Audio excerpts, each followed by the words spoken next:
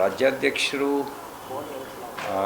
19ನೇ ತಾರೀಕು ಫೋನ್ ಮಾಡಿ ಒಂದು ಸತ್ಯ ಶೋಧನಾ ಸಮಿತಿ ಮಾಡಿ ಇದರ ಎಲ್ಲ ಪರಿಶೀಲನೆ ಮಾಡಿ ರಿಪೋರ್ಟ್ ಕೊಡಲಿಕ್ಕೆ ರಾಷ್ಟ್ರೀಯ ಅಧ್ಯಕ್ಷರು ಹೇಳಿದ್ದಾರೆ. ಪಕ್ಷ ಸೀರಿಯಸ್ ಆಗಿ ತಗೊಂಡಿದೆ. ನೀವು ಈ ತಂಡದಲ್ಲಿರಬೇಕು ಅಂತ ಹೇಳಿದರು. ನಾನು ಮತ್ತು ಮಹೇಶ್ ತೆಂಗಿನಕಾಯಿಯವರು, ಎನ್ ಮಹೇಶ್ ಅವರು 3 ಜನರು ತಕ್ಷಣ ವರ್ಚುವಲಿ ಸಭೆ ಸೇರಿ ವ್ಯಕ್ತಿಗತ ಮಾತುಕತೆಗಳನ್ನು ಪ್ರಾರಂಭಿಸಿದ್ವಿ. ಪ್ರಾಥಮಿಕ ಮಾಹಿತಿಗಳನ್ನು ಕಲೆ ಹಾಕಿದ್ದೀವಿ. ನಾವೊಂದು ಇಂಟ್ರಿಮ್ ರಿಪೋರ್ಟನ್ನು, ಮಧ್ಯಂತರ ವರದಿಯನ್ನು ರಾಜ್ಯದ ಅಧ್ಯಕ್ಷರಿಗೆ, ವಿಪಕ್ಷದ ನಾಯಕರಿಗೆ ಮತ್ತು ನಮ್ಮ ಭಾರತೀಯ ಜನತಾ ಪಾರ್ಟಿಯ ರಾಷ್ಟ್ರೀಯ ಪ್ರಭಾರಿಗಳಿಗೆ ಮತ್ತು ರಾಷ್ಟ್ರೀಯ ಅಧ್ಯಕ್ಷರಿಗೆ, ರಾಷ್ಟ್ರೀಯ ಸಂಘಟನಾ ಕಾರ್ಯದರ್ಶಿಗಳಿಗೆ ಒಂದು ಮಧ್ಯಂತರ ವರದಿಯನ್ನು ಕೊಡ್ತೇವೆ. ನಮಗೆ ಮೇಲ್ನೋಟಕ್ಕೆ ಕಂಡು ಬಂದಿರೋದೇನು ಅಂತ ಹೇಳಿದ್ರೆ, NDAಯಿಂದ BJP ಮತ್ತು JDS ಎರಡೂ ಪಕ್ಷಗಳಿಂದ ಸೇರಿ 12 ಮತಗಳು ನಮ್ಮಿಂದ ವ್ಯತ್ಯಾಸ ಆಗಿದೆ. ಅದರಲ್ಲಿ JDSನದು ಎಷ್ಟು, BJPದು ಎಷ್ಟು ಅನ್ನೋದನ್ನು ನಾವು ಇನ್ನೂ ನಿಖರವಾಗಿ ಪತ್ತೆ ಹಚ್ತಾ ಇದ್ದೀವಿ. ಯಾರ್ಯಾರ ಬಗ್ಗೆ ಸಾಂದರ್ಭಿಕವಾಗಿ ನಮಗೆ ಇನ್ಫಾರ್ಮೇಷನ್ ಬಂದಿದೆಯೋ ಅದರ ಸತ್ಯಾಸತ್ಯತೆಯನ್ನು ಪರಿಶೀಲನೆ ಮಾಡುವಂಥ ಕೆಲಸವನ್ನು ಮಾಡ್ತಾಯಿದ್ದೀವಿ. ಯಾರ ಬಗ್ಗೆನೂ ವ್ರತ ಅನುಮಾನವನ್ನು ವ್ಯಕ್ತಪಡಿಸೋದು ಸೂಕ್ತ ಆಗಲ್ಲ. ಯಾಕೆಂದರೆ ಇದು ಗೌಪ್ಯ ಮತದಾನದ ಹಿನ್ನೆಲೆಯಲ್ಲಿ ಇಂಥವರೇ ಮಾಡಿದ್ದಾರೆ ಅಂತ ಹೇಳಿ ನಾವು ಅನುಮಾನದ ಮೇಲೆ ಅವ್ರ ಮೇಲೆ ಆರೋಪ ಹೊರಿಸೋಕ್ಕೆ ಸಾಧ್ಯ ಇಲ್ಲ. ಅನುಮಾನಿಸ್ಬೋದಷ್ಟೇ. ನಾವು ಅದನ್ನು ಸಾಂದರ್ಭಿಕ ಸಾಕ್ಷ್ಯಗಳನ್ನು ಕಲೆ ಹಾಕಿ ಆಮೇಲೆ ಅದರ ನಂತರ ಒಂದು ನಿಷ್ಕರ್ಷಕ್ಕೆ ಬರಬೇಕಾಗತ್ತೆ. ನಾವು ಅದರ ಸಾಂದರ್ಭಿಕ ಸಾಕ್ಷಿಗಳನ್ನು ಕಲೆ ಹಾಕುವ ಕೆಲಸ ಮಾಡ್ತಾಯಿದ್ದೀವಿ. ವೈಯಕ್ತಿಕವಾಗಿ ಮಾತುಕತೆನೂ ನಡೆಸ್ತಾ ಇದ್ದೀವಿ.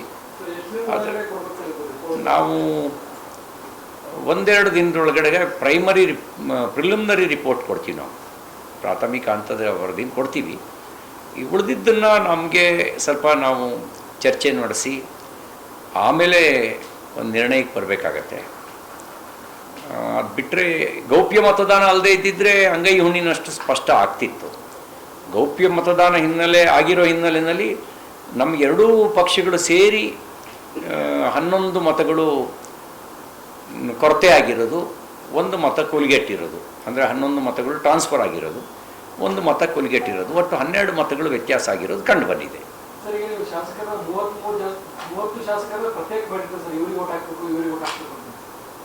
ಹೌದೌದು, 30 BJP ಇಬ್ಬರು ಅಭ್ಯರ್ಥಿಗಳಿಗೆ, ಅಂದರೆ ಲಿಂಗರಾಜ್ ಪಾಟೀಲ್ರಿಗೆ ಮತ್ತು ರಘು ಕೌಟಿಲ್ಯ ಅವರಿಗೆ ತಲಾ 30 ಮತಗಳನ್ನು, ಹಾಗೆಯೇ ಉಳಿದ 2ನೇ ಪ್ರಾಶಸ್ತ್ಯದ ಮತಗಳನ್ನು ಗೋವಿಂದರಾಜು ಅವರಿಗೆ, JDSನ ಗೋವಿಂದರಾಜು ಅವರಿಗೆ 60 ಜನ, ಹಾಗೆಯೇ ಪ್ರಥಮ ಪ್ರಾಶಸ್ತ್ಯದ 3 ಮತಗಳನ್ನು JDSಗೆ ನಮ್ಮ ಕಡೆಯಿಂದ ಕೊಡಬೇಕಾಗಿತ್ತು. JDSದು 18 ಮತಗಳಿತ್ತು, ನಮ್ಮದು 3 21. ಅದ್ರ ಜೊತೆಗೆ ಒಬ್ಬರು BJP ಹಿಂದಿದ್ದಂಥ ಯತ್ನಾಳ್ರು ಅವರು ಕೂಡ NDAಗೆ ಮತ ಹಾಕಿದ್ದಾರೆ. ಅದು ಸೇರಿದ್ರೆ 22 ಪ್ರಥಮ ಪ್ರಾಶಸ್ತ್ಯದ ಮತಗಳು JDSಗೆ ಬರಬೇಕಾಗಿತ್ತು. ಅವರಿಗೆ ಬಂದಿರೋದು ಪ್ರಥಮ ಪ್ರಾಶಸ್ತ್ಯದ ಮತಗಳು 14. ಅಲ್ಲಿಗೆ 8 ಮತಗಳು ಅವರಿಗೆ ಕೊರತೆ ಆಗಿದ್ದಾವೆ. ಇನ್ನು ಲಿಂಗರಾಜ್ ಪಾಟೀಲ್ರಿಗೆ 3 ಮತಗಳು ಕೊರತೆ ಆಗಿದ್ದಾವೆ, ಕ್ರಾಸ್ ವೋಟಿಂಗ್ ಆಗಿದೆ. ರಘು ಕೌಟಿಲ್ಯರವರಿಗೆ 30 ಮತಗಳನ್ನು ಅಲಾಟ್ ಮಾಡಿದರೆ 29 ಮತಗಳು ಮಾತ್ರ ಬಿದ್ದಿದೆ, 1 ಮತ ಕುಲಿಗೆಟ್ಟಿದೆ. ಇದನ್ನು ಲೆಕ್ಕ ಹಾಕಿದಾಗ ನಮ್ಮ ಎರಡೂ ಸೇರಿ ಕುಲಿಗೆಟ್ಟ ಮತವನ್ನು ಸೇರಿಸಿದಾಗ NDA ಕಡೆಯಿಂದ 12 ಮತಗಳು ವ್ಯತ್ಯಾಸ ಆಗಿರೋದು ಗಮನಕ್ಕೆ ಬಂದಿದೆ. ಇದು ಭಾಳ ಗಂಭೀರವಾಗಿ ತೆಗೆದುಕೊಳ್ಬೇಕಾಗಿರೋ ಸಂಗತಿ. ಇದೊಂದು ಎಚ್ಚರಿಕೆ ಗಂಟೆಯೂ ಹೌದು. ಇದಕ್ಕೆ ಸಂಬಂಧಪಟ್ಟಂತೆ ನಾವು ವರದಿಯನ್ನು ರೆಡಿ ಮಾಡಿದ್ದೇವೆ, ಚರ್ಚೆ ಮಾಡಿ ಪ್ರೈಮರಿ ಸೋರ್ಸ್ನ ಕಲೆಕ್ಟ್ ಮಾಡಿದ್ದೇವೆ. ಅದನ್ನು ರಾಜ್ಯಾಧ್ಯಕ್ಷರಿಗೆ, ರಾಷ್ಟ್ರೀಯ ಅಧ್ಯಕ್ಷರಿಗೆ ವರದಿಯನ್ನು ಕೊಡ್ತೇವೆ. ವಿಪಕ್ಷ ನಾಯಕರು ಜೊತೆಗೆ ರಾಜ್ಯಾಧ್ಯಕ್ಷರು ಶಾಸಕರನ್ನ ಮನವೊಲಿಸುವಲ್ಲಿ ಜೊತೆಗೆ ಅವ್ರನ್ನ ವಿಶ್ವಾಸಕ್ಕೆ ತೆಗೆದುಕೊಳ್ಳಲು ಸಂಪೂರ್ಣವಾಗಿ ವಿಫಲ ಆಗಿದ್ದಾರೆ ಅನ್ನುವಂಥದ್ದು. ಮತದಾನ ಮುಂಚೆ ಒಂದೇ ಒಂದು ಸಭೆಯನ್ನ ಮಾಡಿಲ್ಲ ಅನ್ನೋದು ಆರೋಪ. ನನಗೇನೆಂದರೆ ನಮಗೆ ಇರುವ ಪಕ್ಷದ ಹೊಣೆಗಾರಿಕೆ ಹಿನ್ನೆಲೆಯಲ್ಲಿ ಎಲ್ಲ ವಿಷಯಗಳನ್ನು ಸಾರ್ವಜನಿಕವಾಗಿ ಚರ್ಚೆ ಮಾಡಲಿಕ್ಕೆ ನನ್ನಂಥವ್ರಿಗೆ ಸಾಧ್ಯ ಆಗಲ್ಲ. ಹಾಗಂತ ಅವಲೋಕನ ಮಾಡ್ಕೊಳ್ಳೋ ಕೆಲಸ ಮಾಡಲೇಬೇಕಾಗತ್ತೆ. ಅದಕ್ಕೆ ಪಕ್ಷದ ಕೋರ್ ಕಮಿಟಿ ಇದೆ, NDA ಸಮನ್ವಯ ಸಮಿತಿ ಇದೆ, ಅಲ್ಲಿ ಕೂತ್ಕೊಂಡು ಚರ್ಚೆ ಮಾಡಬೇಕಾಗತ್ತೆ. ನಮಗೀಗೇನು ಸತ್ಯ ಶೋಧನೆ ಮಾಡಿ ವರದಿ ಕೊಡೋದು ನಮ್ಮ ಕೆಲಸ. ಆ ವರದಿ ಕೊಡೋವಂಥ ಕೆಲಸವನ್ನು ನಾವು 3 ಜನ ಸೇರಿ ಮಾಡ್ತೀವಿ.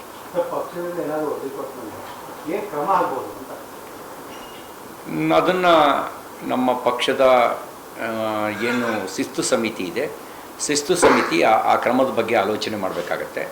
ನಮಗಿರುವಂಥದ್ದು ಒಂದು ಸೀಮಿತವಾಗಿರ್ತಕ್ಕಂಥ ವ್ಯಾಪ್ತಿ. ಆ ಸೀಮಿತ ವ್ಯಾಪ್ತಿ ಒಳಗೆ ನಮ್ಮ ಕೆಲಸವನ್ನು ಮಾಡಿ ನಾವು ವರದಿ ಕೊಡೋ ಕೆಲಸ ಮಾಡ್ತೀವಿ.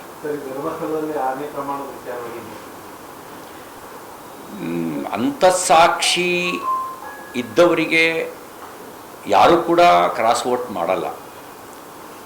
ಪಕ್ಷನಿಷ್ಠೆ ಅಂತಸ್ಸಾಕ್ಷಿ ಇದ್ದವರಿಗೆ ಅವರಿಗೆ ಯಾರೂ ಕೂಡ ಕ್ರಾಸ್ ವೋಟ್ ಮಾಡಲ್ಲ. ಕ್ರಾಸ್ ವೋಟ್ ಮಾಡಿದ್ದಾರೆ ಅಂತ ಹೇಳಿದರೆ ಯಾರು ಪಕ್ಷನಿಷ್ಠೆ ಇಲ್ಲ ಮತ್ತು ರಾಜಕೀಯವಾಗಿ ಆ ಕ್ಷಣದ ಲಾಭವನ್ನು ಪಡಿಬೇಕು ಅಂತ ಬಯಸ್ತಾರೆ ಅಂಥವರು. ಮತ್ತು ಮೂರನೇದು